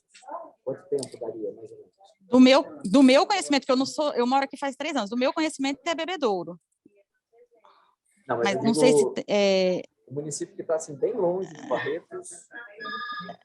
Lá não, é tudo. Eu acho que o mais longe é Bebedouro. Ah, tá, sem ser o que é ponto. Aí eu preciso ver o mapa. Eu tenho que ver a nossa DRS. Eu, na verdade, tinha que olhar o mapa da DRS. Daqui eu não consigo olhar, mas tem que ver isso. O município que está bem longe, né? Esses municípios precisam estar com esse fluxo bem estruturado. Né? E é isso que a gente conversa com as nossas regionais, para que elas auxiliem os municípios a estruturar isso. Porque se isso não tiver estruturado, não vai dar certo. Essa criança vai ficar emperrada em algum lugar. Eu vou até eu abrir o mapa daqui, porque eu estou escrevendo um protocolo aqui para o pronto-socorro da Santa Casa, está quase finalizando, eu só não finalizei porque eu ia esperar a aula, né? E aí, com essa história do ponto estratégico, eu queria falar alguma coisa disso. Certo, não sei. Mas então tá.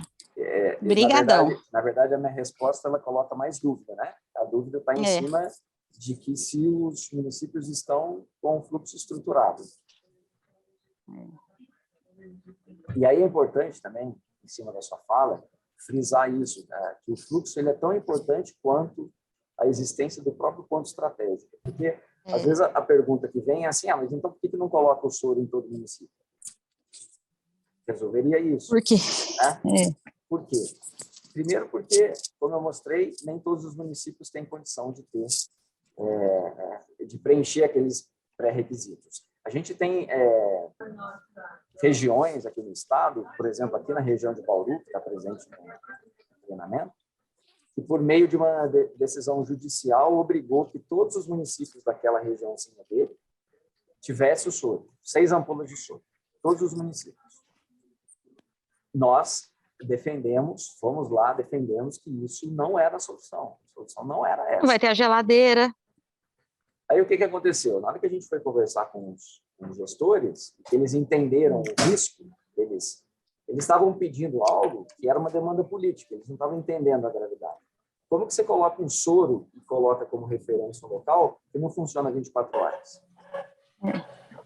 Perceba a confusão que você vai fazer na cabeça da população, porque ela vai perder o tempo de sair da casa dela para ir num local que não vai estar aberto e depois ela vai ter que procurar o local que está aberto. Olha o tempo que se perde.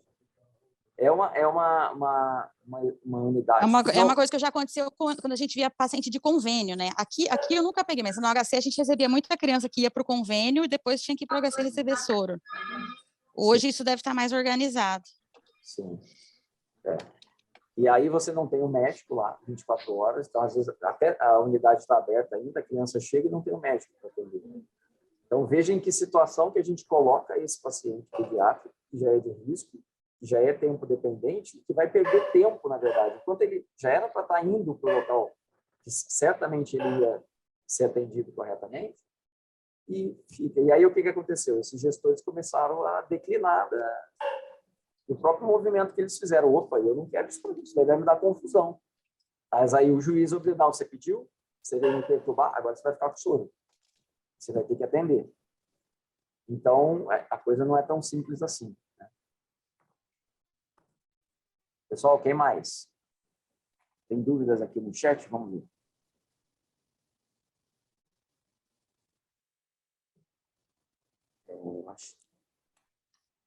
Eu vou começar aqui em cima. É o Kaique, tá? Tem uma dúvida. O tamanho do escorpião tem relação com a inoculação de veneno?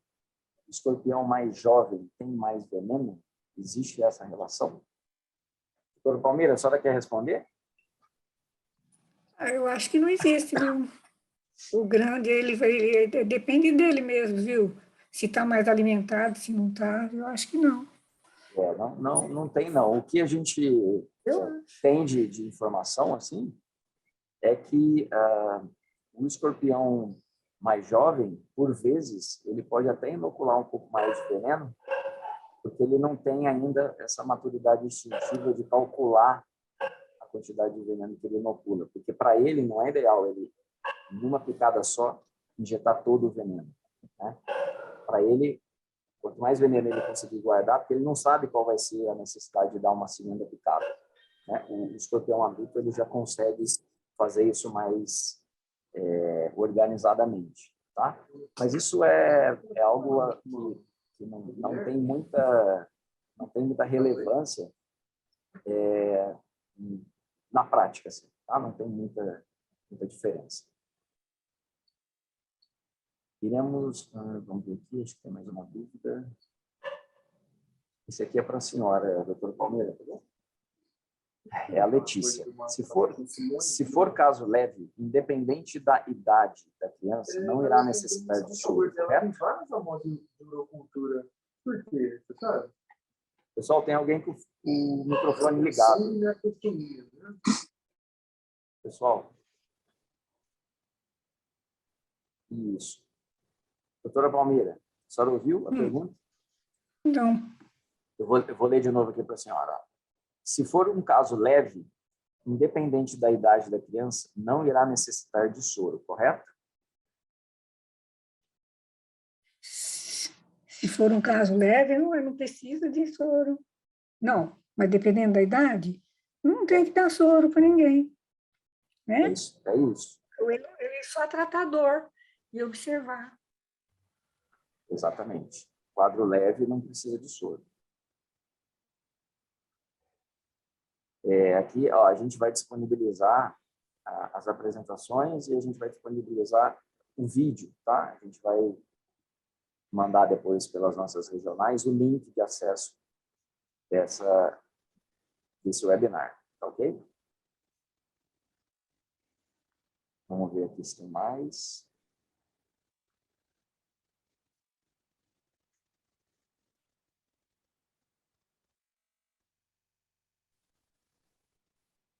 Tem uma pergunta aqui, vamos lá. Maria Caroline. Hospital de Itapuí. Temos as 6 ampolas que você comentou.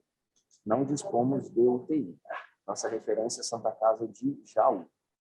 Para transferir, é porta aberta ou é necessário inserir via cross?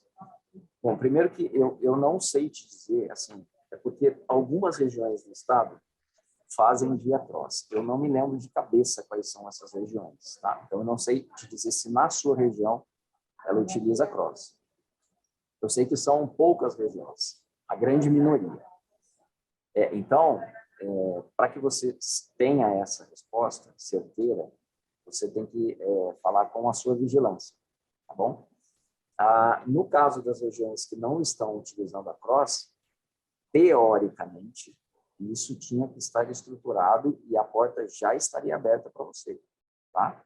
Essa é a orientação e para vocês entenderem, foram feitos pactuações regionais. A gente tem o estado, de uma forma assim, para vocês entenderem, ele é dividido em 63 regiões de saúde, tá? Desculpa. Cada região de saúde fez um plano de ação para o atendimento das vítimas. Então, isso foi pactuado entre os gestores, tá? Então, existe um plano, se vocês quiserem ver o plano da região de vocês, vocês podem acessar o site do CVE. Vocês vão lá em animais peçonhentos, escorpião, e lá tem os planos de ação. Isso é o quê? Isso é o fluxo desenhado. Então, cada região, obrigatoriamente, todas as regiões do estado têm o seu fluxo desenhado, tá? Então, na teoria, a porta já está aberta para você, tá, Maria Carolina? Então, se você está em Itapuí, você recebeu essa criança está em quadro moderado, você aplicou as 3 ampolas. Se ela evoluir, e evoluindo por caso grave, você entender que tem que fazer as 6 ampolas, você faz as 6 ampolas e imediatamente encaminha para a sua referência de UTI, que é em Jaú. Jaú tem que receber essa criança. Você coloca essa criança na ambulância, manda, no meio do caminho você liga e só avisa, ó, mandei uma criança picada por escorpião, está chegando aí. Ele tem que receber. Tá? Então, na teoria, é isso que tem que estar colocado para a sua região. Se não estiver funcionando dessa maneira, você reclama, porque é para estar. Vamos ver se tem outra dúvida aqui.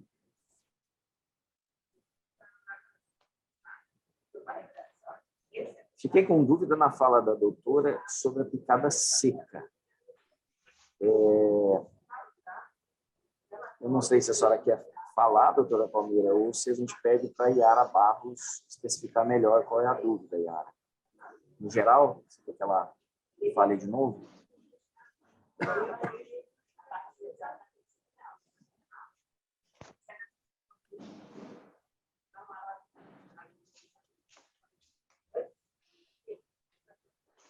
Bom, por enquanto não tem nenhuma outra dúvida. Quer falar um pouquinho melhor da picada seca, doutora Palmeira? Como é que acontece? É quando você... Tá, eu falo. É quando você tem a picada, mas você não tem sintomatologia. Tem o que aparece com o filho, a mãe viu, o escorpião deu uma picadinha, mas não tem sintomatologia. É antes do leve. Não injetou veneno. Só ciscou.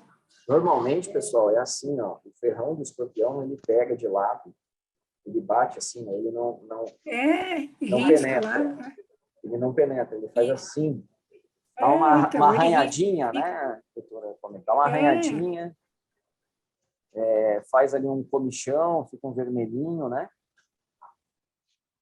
Mas não há a inoculação. Nem fica vermelho. Às vezes nem fica vermelho, fica, né? Mas aqui nem as cobras, tem tudo, né? Isso aí. Você tem lá a marquinha, mas não tem sintoma, não tem laboratório. Isso aqui não injetou nada, né? Olhando assim, a senhora diria que é fácil de identificar quando a picada é seca? Olhando pela lesão da picada. Não, você vai ver pela lesão, a lesão é mínima, porque se ele chega mais tarde, nem aparece, mas eu acho que não, é pelo sintoma mesmo. Certo.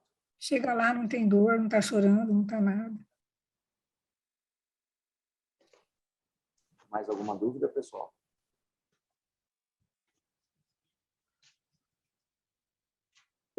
Luciano? Sim. Márcia Mota? Sou a Márcia. Isso, eu estou na Secretaria da Saúde de Ribeirão. Como a Sheila, estou muito feliz de ver a professora Palmira, e também fui residente dela. Professora, eu nem sei se é para a senhora ou para o Luciano. Em Ribeirão, a gente continua com o HC, o E, como nosso ponto estratégico. A gente continua com a nossa referência habitual. Então, isso aí está... Saudades, hein, professora? Está solto aqui. Boa tarde. Márcia, ainda está se discutindo, sabe? Porque, assim, o HC agora diminuiu tudo lá. A salinha lá de observação, de ficar sentadinho lá, é muito poucas cadeiras. Então, o pessoal lá está meio reticente. Então, já foram feitas 2 reuniões. Primeiro falou que ia ficar com o Santa Lídia não quis. Aí resolveram falar de pôr nas UPAs, né? Que lá tem a cadeia de frio e tal, mas aí precisa conversar com o município, então nós estamos esperando definir. Okay. Porque não é só da nossa cidade, vem dos outros locais também. Uma preocupação não seria a quantidade de soro disponível na descentralização? Que teria para pôr no lugar? Porque, assim, se a gente descentraliza, tem alguém com o microfone aberto. Pessoal, tem alguém com o fone aberto.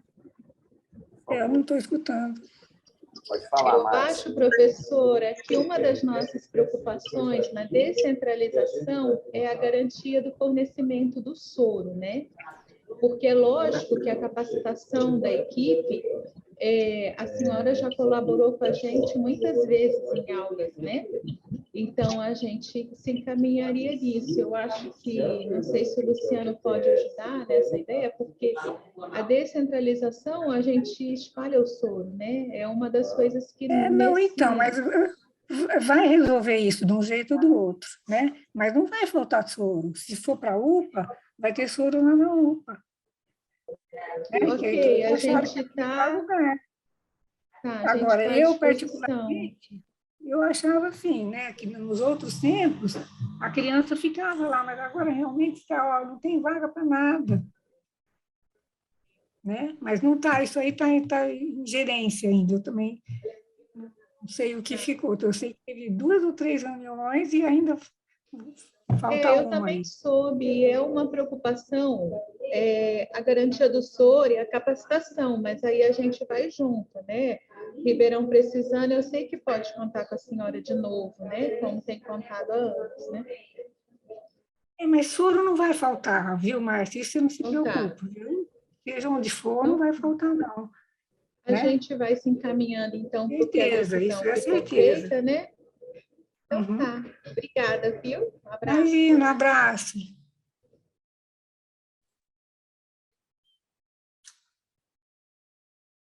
Vamos ver se tem mais dúvidas aqui no chat. Quem quiser perguntar no microfone, fica à vontade, tá, gente?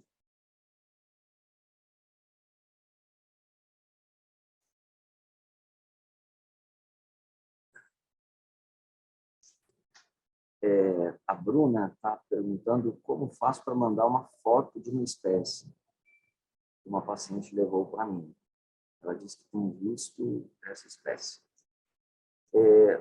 Bruna, o ideal é que você encaminhe para a sua vigilância, tá? Sempre encaminha para a sua vigilância e ela te dá um retorno, né? Ela busca identificar a espécie e, junto disso, ela já vai te passar as orientações em relação ao que tiver que ser passado, tá? Mas sempre a sua vigilância local é a melhor informação que você pode ter.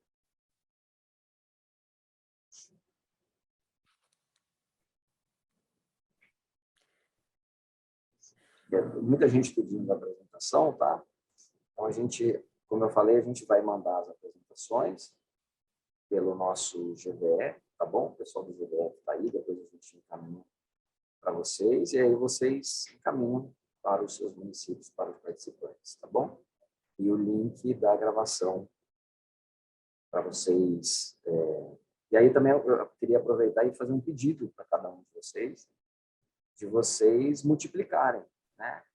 Porque a gente sabe que, infelizmente, tem um profissional que não pode estar aqui agora, né? Talvez até gostaria, mas não pode, porque está trabalhando, enfim.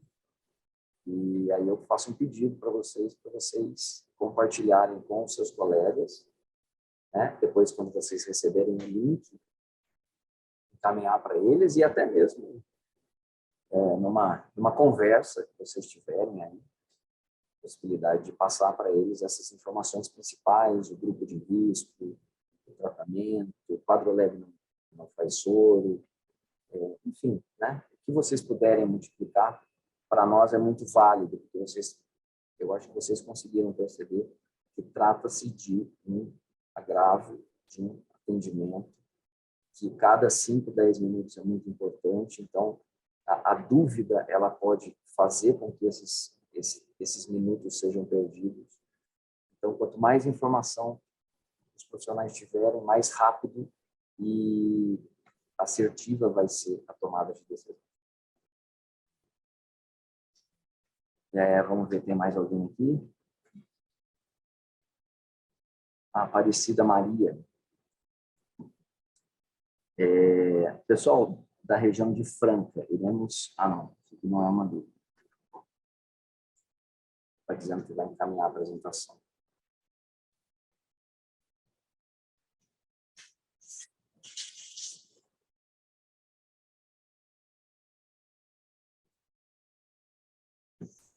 Mais nenhuma dúvida, pessoal?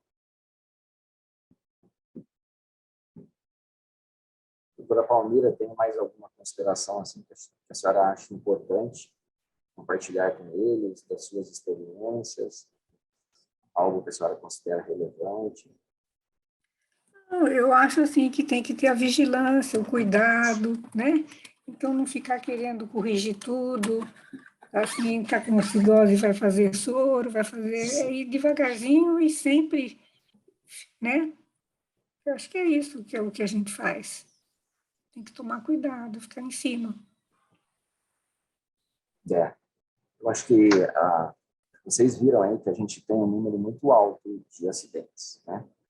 E vocês, né, região de Bauru, Ribeirão, Franca, Barreiros e Araçatuba, são regiões com muitos acidentes, né? Então, e esse cenário dificilmente vai mudar em curto prazo, porque o manejo ambiental e o controle do escorpião é algo muito difícil, né? O êxito, ele é muito difícil. Por mais que se trabalhe, é algo complicado, né? Então, assim, os acidentes, pessoal, eles vão continuar acontecendo. E as crianças continuam sendo picadas. E vocês vão receber essas crianças no atendimento de vocês. Então, é muito importante que esse sistema esteja pronto, sensibilizado e sabendo o que tem que fazer quando essa criança chegar. Tá bom? Aí a gente tem uma expectativa, uma perspectiva de um sucesso em relação ao desfecho. Caso contrário, essa criança passa a ter um prognóstico reservado. Luciano, Sim, doutora Palmeiras. eu lembrei de uma coisa. Então, você fala assim, que assim, no estado de São Paulo, tem acho que uns 7 centros de toxicação aí, né? Ciatox. Então, todos nós estamos à disposição. Toda vez que eles tiverem qualquer dúvida, pode ligar para qualquer dos centros aí, né? Que é isso que a gente fazia, assim, tem dúvida, faz isso, faz aquilo, a gente pode ajudar. Ótimo, bem lembrado. Aí na região de vocês tem, aí, né, Ribeirão, tem um Ribeirão, Ciatox em Campinas, São Paulo, acho que tem 2, Santos, São José do não Rio sei quem Preto, mais. José do Rio Preto, São José do Rio Preto, acho que Taubaté, tem vários, né? Então, cada um vê o mais próximo, né? E a gente está à disposição sempre, 24 Isso. horas. Ótimo. Luciana, a Elizabeth Ribeirão Preto, eu só queria enfatizar essa fala da doutora Palmira, que o Ciatox tem ajudado muito, principalmente nas dúvidas de municípios menores, né? Então, eles têm sido um grande parceiro na condução dos casos clinicamente aqui na região, viu?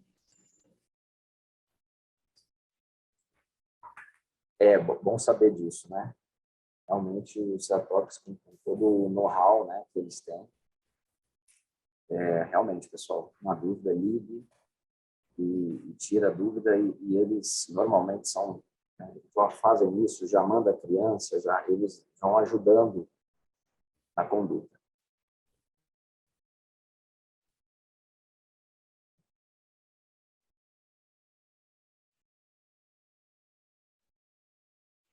Bom, eu acho que é isso, né? Não estou vendo mais nenhuma dúvida aqui.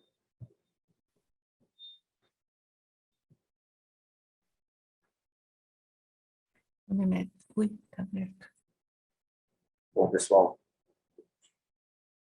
acho que é isso, né? Não tem mais nenhuma dúvida. A gente vai finalizando, então. Doutora Palmira, queria te agradecer pela sua disponibilidade. É sempre uma parceira muito importante aqui para a gente.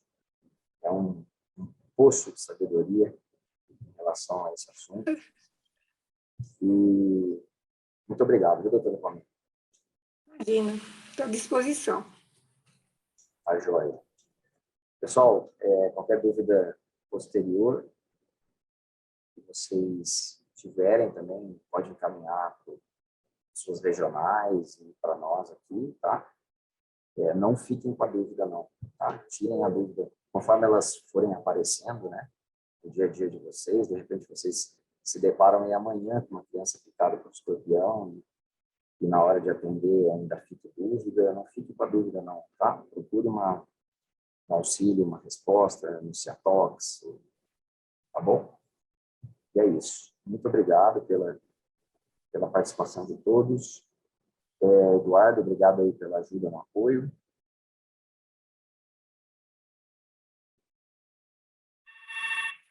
E é isso, pessoal. Muito obrigado, doutora Palmeira, um abraço. E depois a gente disponibiliza para vocês a apresentação, tá bom? Uma boa tarde para vocês. Tchau, tchau.